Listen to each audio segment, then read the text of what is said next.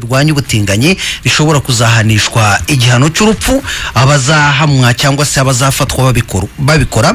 Iri tegeko rero ryari yaraburijwemo mu myaka 5 ishize kubw'amakosa yari arimo, ariko guverinoma yatangaje ko igiye kuribyutsa. Minisitiri w'imyitwarire yitwa Simon Lokodo yagize ati kuryamana kw'abahuje ibitsina ntabwo ari umucyo w'abanyayuganda, nyamara hashize igihe hari ubukangurambaga abatinganyi mu mashuri by'umwihariko mu rubyiruko aho bakwiza ibihuha ngo n'ibyo umuntu avukana. Lokoda yavuze ko icyo bashaka ari uko igitabo cy'amategeko ahana ibyaha muri Uganda gisobanurwa neza, ubikora ubikwirakwiza n'ubishishikariza abandi bagahabwa igihano cy'urupfu. Byinshi mu bihugu bya Afurika bifata ubutinganyi nk'umuziro, ndetse bimwe byashizeho amategeko atanga ibihano birimo gufungwa cyangwa icy'urupfu ku muntu wabihamijwe. Lokoda yavuze ko mu minsi mike iryo tegeko riragarurwa mu nteko ishinga amategeko, ndetse barifuza ko ritorwa mbere y'uko umwaka urangira. Lokodo yavuze ko bakoze ubukangurambaga mu badepite ku buryo bazaritora ku bwinshi nk'uko ikinyamakuru The Independent cyo mu Bwongereza cyabyanditse.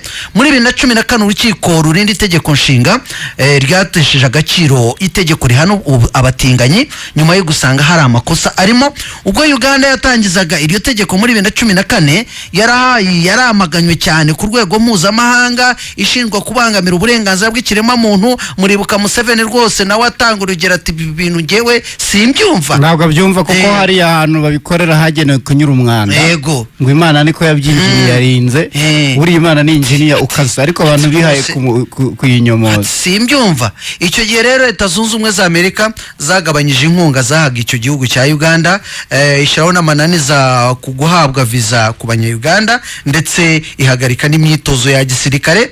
Banki y'isi Sweden, Norvege, Denmark, Ubuholande nabwo byagiye bihagarika inkunga. Lokoda yavuze ko kuri iyi nshuro biteguye ibyo abantu bazavuga cyangwa byose mushaka muzahagarika, muzabikore byose nimushaka rwose mutwikisha inzara, mutekereza ko utwo dufaranga twanya ari tuma tubaho.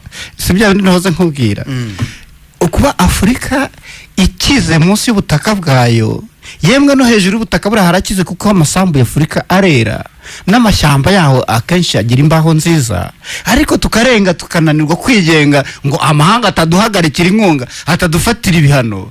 Nicyo kinyereka ukuntu ruswa yamunze Afurika.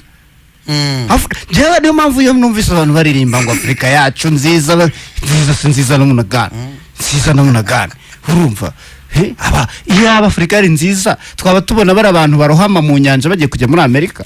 U Rwanda usibye ko rwari rwiza wagira ngo nta nubwo ruba muri Afurika, ruba ruri kwakira bano bantu b'impunzi bari guturuka Libya, urumva. So Afurika my dear, so reka dukomeze nsubire kuri bya byemezo by'inama minisitiri